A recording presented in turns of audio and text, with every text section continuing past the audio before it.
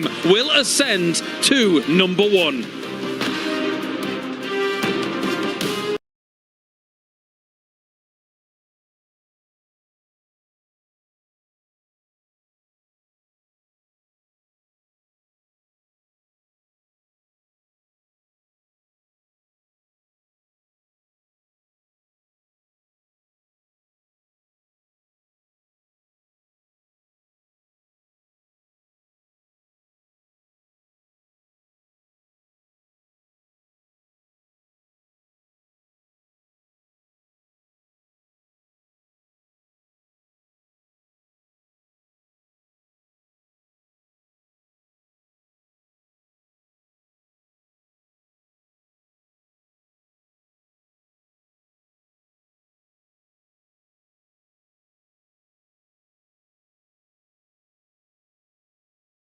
This is a sad sight for Alpha 7.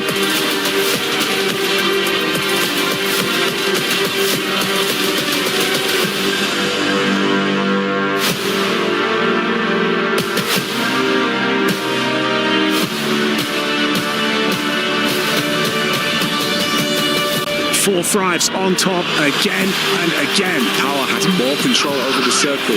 Alter Egos are looking like the top dogs here.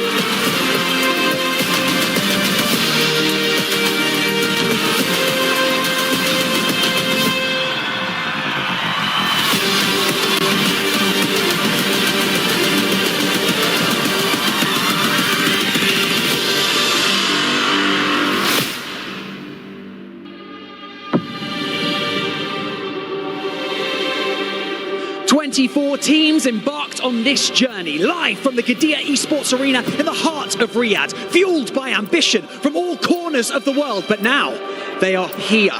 16 teams will land on one battlefield until one team is left standing. My name is Barney Banks and I am your host, and welcome to the PMWC. And it is, of course, the grand finals live from the 2025 Esports World Cup. $3 million, one stunning trophy, and a legacy that will forever be forged onto the totem. And so, ladies and gentlemen, please join me in welcoming your finalists to the main stage, starting with EWC.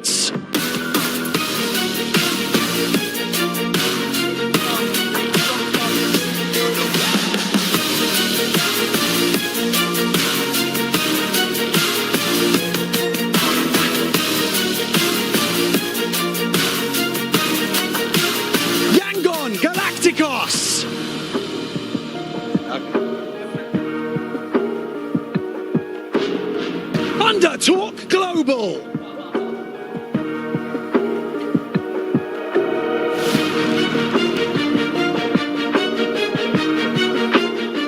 Team Falcons.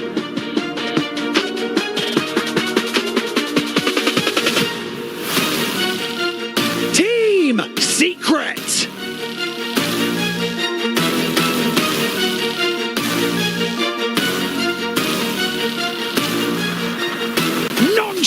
Red Force.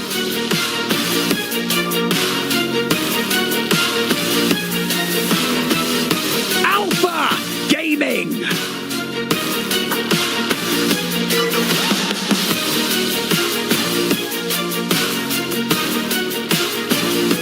E Arena.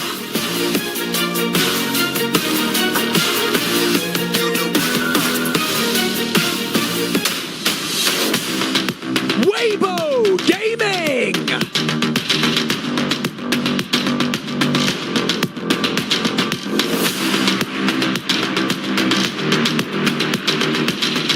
Regnum Carrier Esports!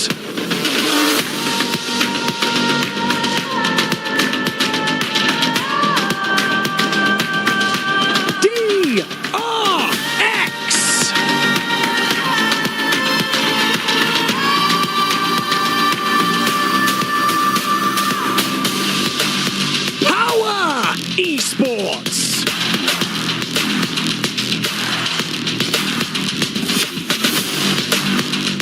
Four Thrives Esports.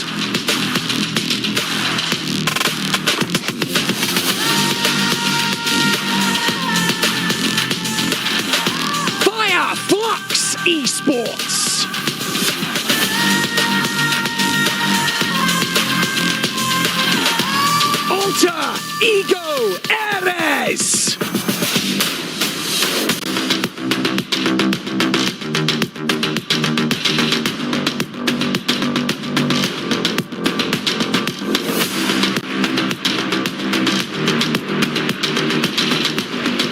And finally, Hora Esports!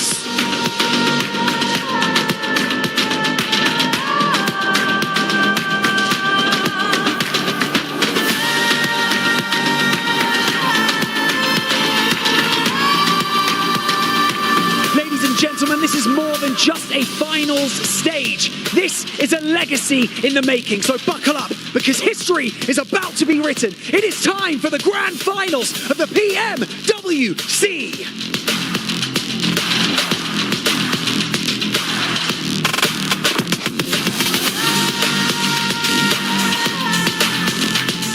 Every single one of these players, every single one of these teams has the opportunity to strike out at that trophy. Will they do it, though, across the next 3 days? We're about to find out. We're about to get the games rolling. Let the games begin as we start to break down what is going to be going on here for day number 1 of the grand finals for PMWC. Joining me, Seven, as well as Maxman, to talk about these phenomenal teams. And we have got ourselves an opportunity to see how it's all going to go down. Let's start with one of the names that really does come to the forefront when it comes to international excellence. Regnum Carrier. They didn't have the easiest of times moving forwards, Max, but they are here in that grand final. Oh, finally, we've seen Regnum Carrier make it back into the finals. Of course, our reigning PMGO champions able to claim victory over there. And they're back once again. And let's keep in mind, Silas, one of the biggest storylines in PUBG Mobile Esports history. He won a PMGC. He's won PMGO at the start of this year. Could he take another trophy here in Riyadh at PMWC? If he can make it happen, he would be the only player in the world to have ever achieved that. And for Regnum Carrier, it comes down to not getting complacent, especially they have a great day 1. From a conversation that I got a chance to have with Silas, he said the reason why they didn't make it to grand final straight from group stage was because on that second day they did get complacent. They got that win, they felt like they had already qualified, and they slowly just trickled down that leaderboard. On top of that, going into this lobby, when we get to Miramar, they might be clashing with 4 Thrives. It's going to be something that we got to keep a close eye on. In a grand final, I don't think you can be taking these kinds of clashes. You've got to be so careful when it's this kind of money on the line, when it's this kind of prestige on the line. And speaking of prestige, on the opposite side of things as well, a roster like Alpha Gaming, they're here in the final, Max. We know they mean business. We know they can win it all. The only team to ever have 3 global tournament MVPs on the roster. Doc, PMGO MVP of this year. You have, of course, the side of Top. You have the side, of course, of Ziol that won over in Turkey the MVP award. This is a starred roster that can make anything possible. They still have some minute mistakes that happen, especially with Doc playing split. We're going to keep repeating it.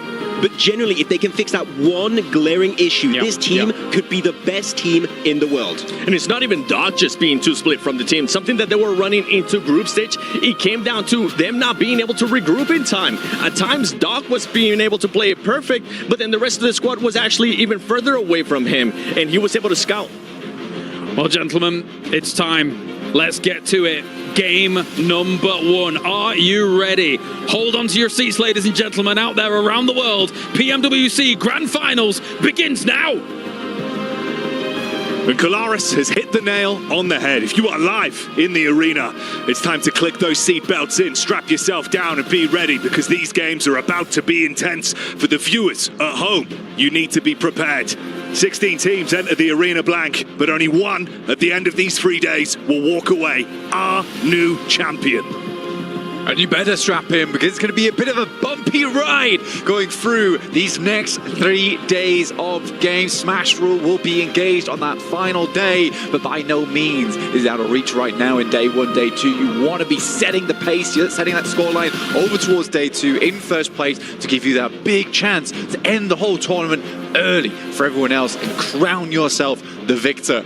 But let's reset, let's calm things down, let's pull it back. Remove that telescope from the situation, because we want to see the wider picture here in these games. Yeah, that's right.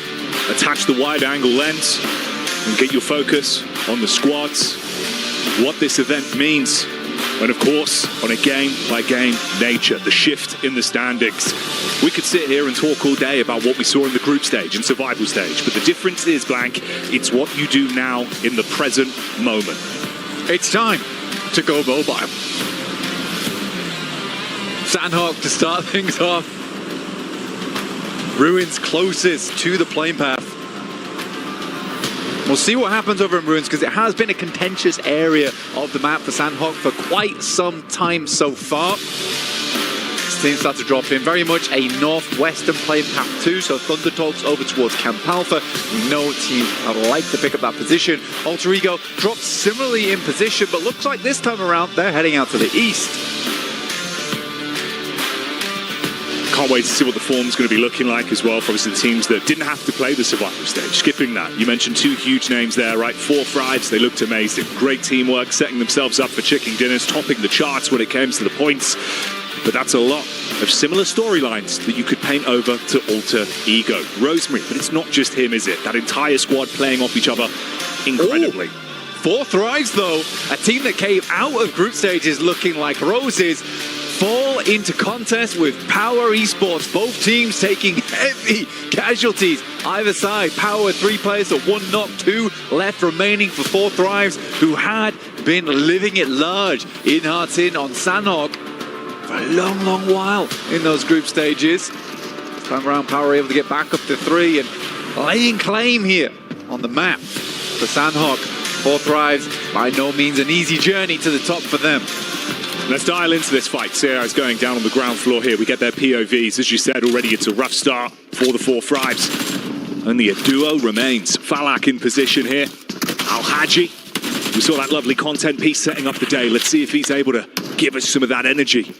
The excitement, the emotion that he brings to the lobby here in PUBG Mobile. Meanwhile, Rosemary as well, causing issues already there. Rosemary was a name that we were looking to massively point out here in these finals. Al-Haji with the long range shots here from the DBS, not quite connecting. Noki's got to run off the position as the Molotov comes through. Backs him off the alley here, forced them into this building. It's good shepherding coming through from Power. Vahidon up close, lots of damage onto Noki, leaves him relatively low. It's a DBS in hand, so even if he's low on health, he could still make a play, but easy setup in the back line. Didn't opt to throw out the nade, instead dashes in the molly, burns the stairway out, it's right on target, he's taken out a commission, and now this gets even harder for Falak. Already, this is a brutal start for them in the opening game. Falak's got to stand tall here, try and go for something a little bit large. At least show them that Hearts In is not free and open right now for 4 Thrives. I think that they're just going to keep dropping this from day to day. I don't think either team wants to give up Hearts In here. To find that final play. Now, Falak had a big amount of influence in that group stage for 4 Thrives. See how well he can step up to the plate here versus Power, because you know this team is not going to go for the 1v1s. They're not going to send in like lemmings. That's going to be a very difficult task. S12K though, gets the reload on it. They hear it, trying to bait them out here. First connection's good. That's Al-Haji down. Baited in, looking to see if he could get the follow-up tap off so he could literally remove him from the equation. The second as well. Ooh. Wow, that could have been real bad for Power. Chills there, damn. Yeah, that could have been very bad. Great setup though on the doorway, right? One either side. As soon as Al-Haji went down, they completely changed up the game plan. They sent in the hammer first and it was not enough, so they had to go for something a little bit more strategic. But that was good. From Falak, at least that puts a little bit of fear in Power.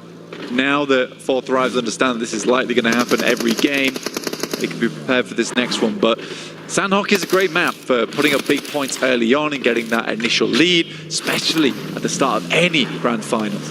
Oh yeah.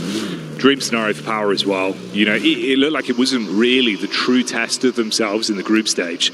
But what we saw unleashed throughout survival stage, that's where they thrive. It's what we saw last year as well. It feels like they sort of dial it up a little bit. You know, they assess the lobby and realize, look guys, we just need to play to our strengths. So much of that carries on over here. It's a nice hard drop. Good result in the end, only losing 1 player in Ragnar. Could have gone bad, but you avoid that outcome, so they're going to be happy. For 4 Thrives, that's an instant red mark, though. It's one of those games where you're thinking, okay, got to sit here, watch the flow of the action. Half an hour later, we'll be back. And you imagine they'll probably have something to say against Power throughout the course of playoffs now. Yeah, it's a big blemish. Definitely a big blemish coming through for the guys on 4 Thrives, but we know that they can bounce back. They They had a little bit of a slip over towards their final matches. They still put up a huge scoreline, right? And I think if it wasn't for Alter Ego just blasting out of control, they would have remained in first place. So saying they had a slip is maybe a bit too bold from my camp, honestly. Fireflux, though, this is a team that did not slip up at all. They just kept on climbing. They were rung after rung on the ladder over in survival stage. That's why they looked fabulous. And it wasn't a case, in my opinion, that they looked great because it was weaker teams. I think for Fireflux, they had a real improvement over those 2 days. Oh, yeah. You think about the positioning, the way they were playing off one another. Similarly to obviously what we were describing there and highlighting as a good setup from Power, right? Those close quarters crossfires, the way they're playing off one another. That's what Fireflux were doing very consistently, but the rotations were on point. It did feel like they were hitting a skill ceiling of there's a lot this team can give, and we were just seeing it. It was super cool to me because I think in a lot of Fireflux's games in the past, it's usually either a case of you highlight Scarface or you highlight Ketch. It's never both players at the same time. I think here at PMWC, it is a wonderful experience to be able to watch Fireflux and see that both Ketch and Scarface are both on their A game at the same time. It's a rare scenario, but they're bringing out where it counts here on the main stage. Weibo trying to rotate through here. This is over towards the eastern side around Yangon Galacticos. Already some heavy hits been sent their way.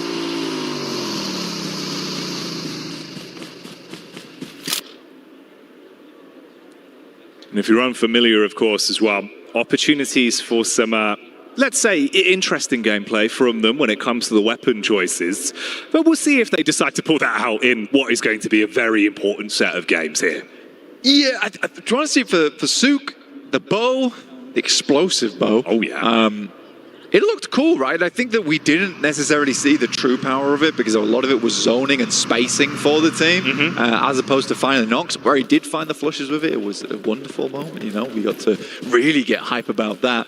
But here in these matches, you wonder if he'll favor the DBS, which is much more meta here in PUBG Mobile. Over towards the northwest side, though, very hard shift. We pull this one close to the northwest island, but not all the way over towards those confluence compounds. Alter Ego's in position to snatch that one up, and Eda's weakened earlier after Rosemary was able to have a little hello down towards that south side. They sent one player in, but can they withstand the weight of Alter Ego as they move in from the east? A lot of trust in that team. Feels like it doesn't matter if one player is popping off, they're able to sort of pass the baton quite quickly. A lot of respect for one another as well, and obviously that can go the extra distance, but seeing Rosemary already be able to get the blood pumping a little bit, it bodes well for this roster. They've been very exciting to watch. Ooh, Fireflux taking a knock there as well. That's over from Hora. Eda finding Moana, though, which is a really, really good start for them. It depends whether Moana actually goes down or not, because they need to reset on this one, but it is Weibo bringing up the rear here as Yangon Galacticos opted for a wild rotate over towards that northwest side, trying to gamble on this one, understanding that it's going to be extremely packed down towards the south. They'd rather not play with that, gamble on a northwest shift. Power finding Silas. That is Al-Haji coming into contest as Regnum Karya made a big rotate over towards the northwest side as well on that bridge, and Power was comfortable just to wait that one out. And Regnum Karya starting to get dismantled as Power puts more points on the tables. Easy got visual contact though, up towards the top of the hill there. The third party arriving, Yangon Galacticos, to catch whiff of this and want to see if they can steal away any points from the head-to-head from Power and Regnum Karya. They immediately try and reposition, play off the cover they've got provided. Easy's looking for the confirmation as well. Behind the tree, just tucked in for now. Hora from the sidelines, seems like Joker's showing up once again for E-Arena. This is a horrible push for a lot of teams on the southeast side. Your E-Arena, Fireflux, Hora, APG and Team Seeker are all banding around Painan at the moment. And there's only so long until that starts to pop off and the tension snaps in that region of the map. Already we're losing more and more players, and that's Hora out, getting sandwiched between 3 teams. They desperately tried to fend off against Fireflux, and if they're able to do that, they could have maybe moved out west, but they were penned in. A horror story. With Easy walking away with another pickup on that one. 6 elims already for Power. These are the sort of games they thrive on as well. It feels like this team very easily goes once they get momentum. You know, they feed that hot hand, keep it building. It's nice to see for the Power fans out there. It's just funny coming out of survival stage, right? It's where they shine a lot of times.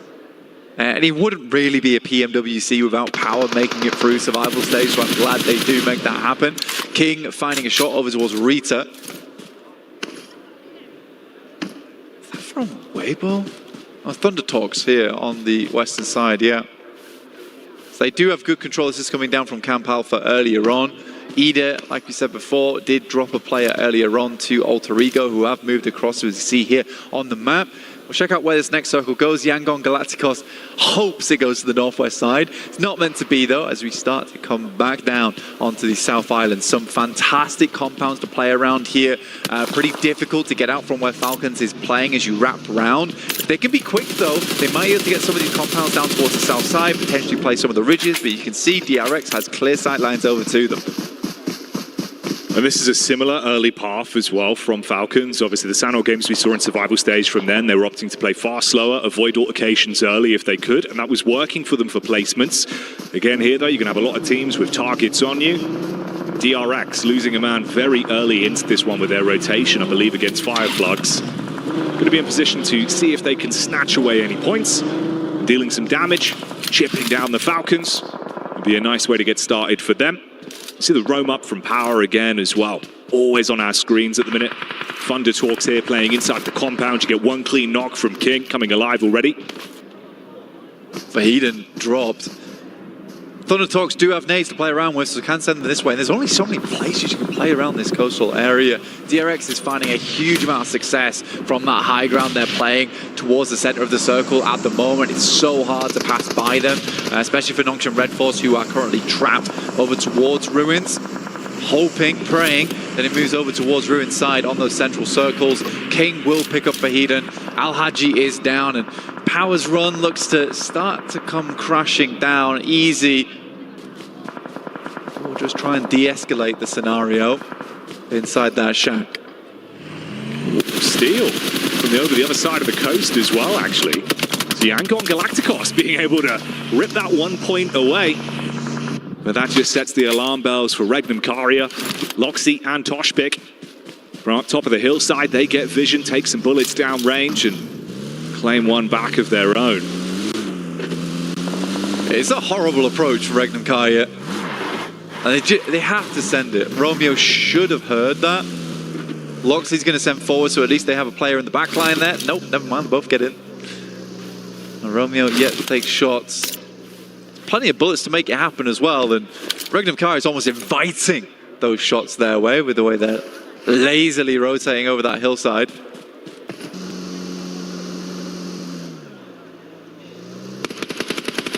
Regnum Karia on the drive-by. It's a very messy landing trying to get over the bridge, and this is Alter Ego that, of course, will bite the hand that feeds immediately. Krypton goes in to close the gap. Just Toshpik, really low on health, easy maneuvers, and you shut them both down. So goodbye, Regnum Karia. Yeah, it's an embarrassing flop on the vehicle. Yeah. Getting that across the shallows as well, usually fairly simple to do. I think they want to stop off over towards the bridge, but I think in that scenario, most teams have got these areas locked down. It's not the easiest game to play out, but we head up towards that northeast side, and suddenly things get a little bit more difficult, a little bit more interesting. Ruins being a big feature in this one, but Thunder Talks having this compound on the north side of it can cut out a lot of teams that want to come through on that western edge. DRX is going to struggle as they wrap around that high ground over towards Ida, who will have those nice sight lines. I'm more surprised by the fact that Scarface, as well as Ketch, have been able to live this long on Fireflux, just on the 2 players. I think that's fantastic work from them. Falcons have been biding their time. Saw an opportunity here to attempt to engage from underneath the bridge with the nade to cast that one out. Not directly on target. Romeo as well being nipped out by the zone, so he goes down. So effectively just a duo. You can see he's back towards the bridge side, not really in a great position whatsoever. And for the Falcons, vehicles to play with, good split, all 4 players alive. Smile priming the nade. resetting that one until he sees an opportunity to actually get some chip damage off with it if they go for the crash down towards the bridge. DRX as well, finally getting revenge on Fireflux. Scarface going down there is a bit rough. Ketch should be running into Reefers from APG soon. The rest of the team's a little bit further over towards his northeast, trying to hold out versus Team Secret, as well as the split Weibo Gaming. Falcons just rock over towards Nongshin Red Force, and Narvalo's Elite's able to find one of them, but it was a quick descent into disaster here for the Falcons. And this could go even worse quite quickly. They're attempting to pick up the pieces. Doc C goes down with Narvalo responding, but look how low he is. DBS in the hands of Binny as well, baiting out on the angle. A single shot is all that's required. Just trying to peek into it, seeing if he can swing round. Dips behind the vehicle to stay alive. Alpha as well, shutting down Team Secret in the meantime. It's good from Alpha Gaming. They've been waiting for that push for a long, long time there. Finally make it work. Now they can start thinking about their next moves. Narvalo heads in, and what a performance so far from Narvalo. The rest of the team did not find the same kind of look, but again, it's like one of those scenarios where you had hoped the Falcons would make a more aggressive push over towards the bridge and over towards Thundertalks. Yes, there's an opportunity to push through here, but it's likely that Nongshin Red Force is holding these angles. Even so, it's not the full squad from Nongshin Red Force which is able to tear you apart. There's a little bit of a limp approach from the Falcons. Next circle pops over towards Weibo. A big old split coming through from Alter Ego, who have all 4 players alive. Now, boys place them in Dark Horse territory, but I think me and you are kind of clear in favor of Alter Ego, enjoying their rotates. Max brought up a good point to me earlier, saying perhaps their playstyle's unsustainable. My only counter to that is that I still think they would have done great even on the games where maybe they didn't deserve to get all the points in the world because it was off the back of team mistakes, but I still think that it would have got great placements, great points in those games regardless, just because of the way they played them. Yeah, I think it's been very heads-up PUBG Mobile from them. Super cerebral gameplay. A lot more positives than really negatives to highlight whatsoever. Krypton here as well, even being able to snatch away the last man there. So Narvalo goes down 4 Falcons. You do still have 2 solos, actually the 3 solos alive. Easy's still inside the little shed, bunkered down early. Kind of the secret agent in the back line of Alter Ego. Sakura as well here for E-Arena, spotting out onto Reefus on the drive up. Couldn't get himself behind any hard cover, so he falls. Yeah, it's a really hard push. APG, they couldn't send all their players down either. Reefus was sent in as almost a sacrificial lamb to try and get an opening knock, but they couldn't afford to have all their team down there just in case they had to pivot. They also don't know that Ida's a weakened squad, in which case maybe they could have put pressure there. There is so many sidelines as you're passing through, though. It is unlikely that Alpha gets too much further into this game. Easy's been able to get the backstab onto Rosemary. This is what he was waiting for so long. You kind of forgot he was there, and you paid the comeuppance because of it. Even more damage from Easy, actually. That's onto Thundertalks. For a solo dolo for power, still being able to steal away some additional points is actually huge. I mean, finally gets taken down, but what a run from them. 9 elims on the match. That's a good result. That's a great result.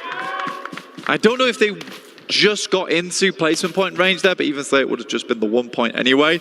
But that does drop Alter Ego from a 4-man down to a 3, and you're losing your main man, Mr. Rosemary. Not always easy. And then again, Alva as well as Krypton have been having a big step up. It is not just the Rosemary show anymore. There's plenty more to this team. Might actually be a good storyline for us in the booth and the viewers at home as well, because that's something we've been trying to hammer home, right? How important Alva's been for this squad. And I think this is the sort of game where this trio can prove, just like Rosemary said, it's not just me, it's the entire squad. We play off each other very well, yes, but if things go wrong, we can still pivot. Crazy maneuvers from Easy there, just before he's taken out. Harassing both Alter Ego and Thundertalks. The push up onto Weibo. Finish that off. So E-Arena snatching away the odd point here and there. 4 players alive for that squad as well, Blank. Could be a big talking point later. E-Arena had been a kind of eye-opening squad in terms of we saw them earlier. We're like, wow, this not a team we've got our eyes glued to. But the more they've played, the more they've had these moments of success here and there. It's a hard team to pinpoint of whether they're a team that could challenge out for the first place spot or they're a team that's towards middle of the pack, because some plays are great, other plays not so much. It's hard to, I would say, pinpoint exactly how I feel about E-Arena, but there has been these good games, there has been some strong sweeps, and they're not a team that I think you could completely dismiss. No, I think that's really fair. For me, the litmus test has been how Joker's playing as well. Feels like if he's on form, the rest of the squad really gets riled up. URDU still looking menacing. Bit of a chip back over, Conqueror down. 3 players alive. I mean, Krypton, it's a rough position here on the hillside. It's a smart one, though. You play in front of the rock because you're assuming they're going to be sending those nades over the top of it anyway, because they think you're hiding behind there. If they peeked up, they would have found a clear and easy shot over towards Krypton, but he takes that risk and it pays off here. Now they get the northeast shift on the circle. They know they need to start cleaning out E-Arena soon. Oh, Mormon. The starter step round from the side is good for 1. Get the first knock onto Alba, but Krypton and Moana playing off one another. Instantaneous response. Look at the spray down. Joker trapped in position, pinned by the barrage of bullets. You can still get the save onto your mate as well. Yeah, this is a great time to reset, recalculate here for Alter Ego. They know they've got a prime position inside the circle to play off with the 3 players. Awesome nade from Aaron over the top there. We'll take down Sakura. Perfect airburst on that one as well. Despite everything, it is Ida as well as Alter Ego getting it through to the late game. Good shots from Krypton, keeps going forward. Like we said, it doesn't matter. No Rosemary doesn't mean that Alter Ego's down and out. But I'm loving the fact that he kept the pressure on as well. Whilst the team was trying to reset themselves from the pickup and the heal, he was harassing. So you're still a little bit more paranoid. You can't take the fight to them. Ida have to stay tucked in for now. Rita's incredibly low as well. For Ida, their big opportunity here is the shack right in front of the hard cover in the rock. They can get over towards it. It's big news, and Krypton had to hit that shot over towards Darkin. Now Aaron moves up into position. And they find a decent nade over the back. Not quite, a little bit short here. They have a very strong position now, and that reset you were talking about does hamper them. Yes, Krypton was in position. The rest of Alter Ego weren't quite there to take shots as Ida crossed, and that was the prime time to do it. Trying to force out the last man. Nice. Who find Doc? Okay, you remove him. Focus up on what's ahead of you then. This is a good wrap now as well. It means they can play off the back of this hard cover. Again, approaching this position over towards Ida is not going to be easy, especially with the fact that resources, utility, extremely low on the side of Alter Ego. But what a banger of a first game. 10 eliminations, as well as a chance at a chicken dinner here. It would be massive for them. Keep that energy going from the group stage. Show us that it wasn't a fluke. Chip damage there is going to be monumental as well. Oh, he got no beds at all. Moana goes down. There is one shot out. Aaron very low, and Krypton has to step back into cover. Rita playing on the back foot. You're being pushed upon now. The last man. Timing is absolutely everything on this. And Alba, we said to highlight him. He's got the DBS in hand, wants to close the gap, looking to harass. And that's how Alter Ego do it. Straight back, showing us that they've got the talent, they've got the communication, and they've also got themselves the opening chicken dinner. It's a great game from Alter Ego, and a promising one at that as well. We have it at home there saying that just because Rosemary down does not mean that this squad is not as fearsome as they come. That was an incredible match. Yes, they missed the rotate over towards Ida as they were coming across the road, but it was smartly played. And 3v4 versus E-Arena as well there, where it counted. Really good plays from Alter Ego all around. But there were other things happening around the map. Easy get himself into a late game position there. Getting 9 E-Limbs off the back of that one is a big result for them. And 4 Thrives going down extremely early. It's a bit shaky.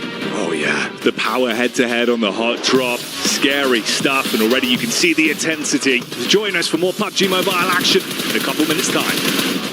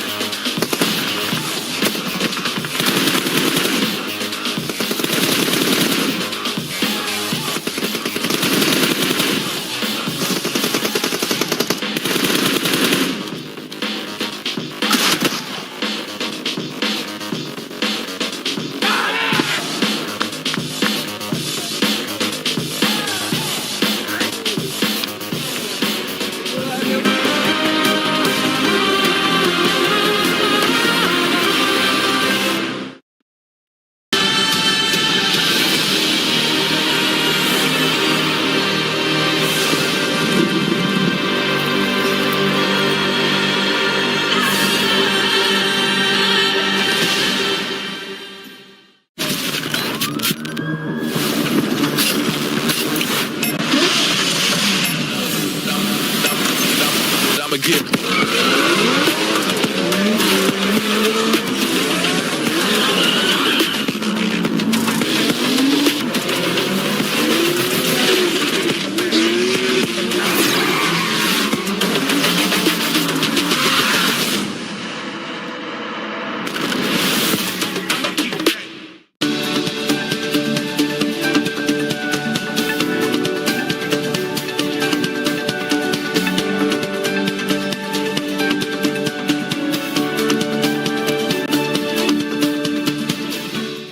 Cybertron's future is near.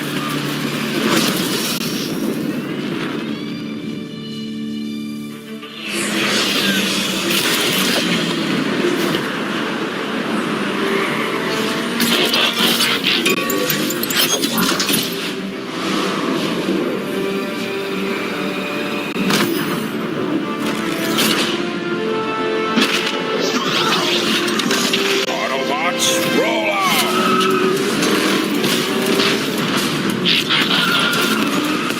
This planet reeks of weakness.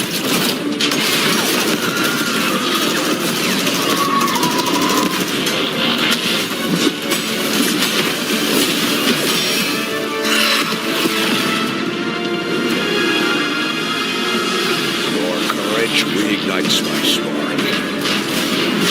We'll crowd a new load of Cybertron.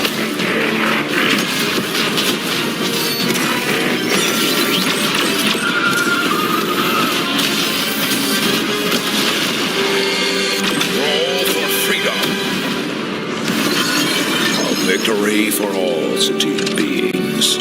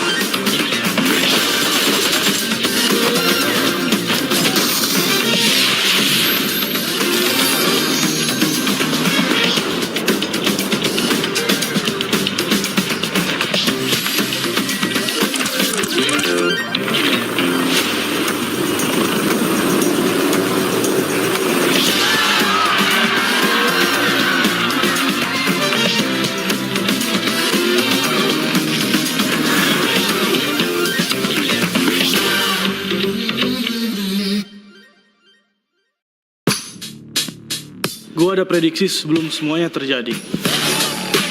Tekanan. Apa itu?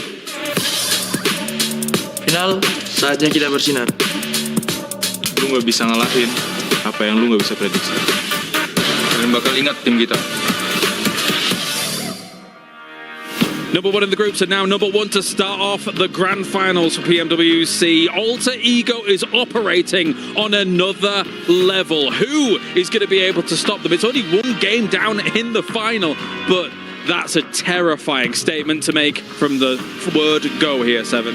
It is, and I mean, continuing on the performance that we saw out of them in group stages, being able to control a lot of the circle. Once they felt comfortable, they started doing a 1-1-1-1 split, and that ultimately gave them the lead when it came down to Regnum Karya trying to push in. They had every angle, and it was an easy fight for this squad. I mean, when you look at Sanok in particular, Trifecta is just such a key transition point. They controlled it from like the early stages of the game until the very end, and it started with a hot drop against Thunder Talk. They fixed it, they go boot camp, and because of that, they have an easy chance to go for the win. 23 points right out of the gate. SEA here to win it all. Impressive high ground control.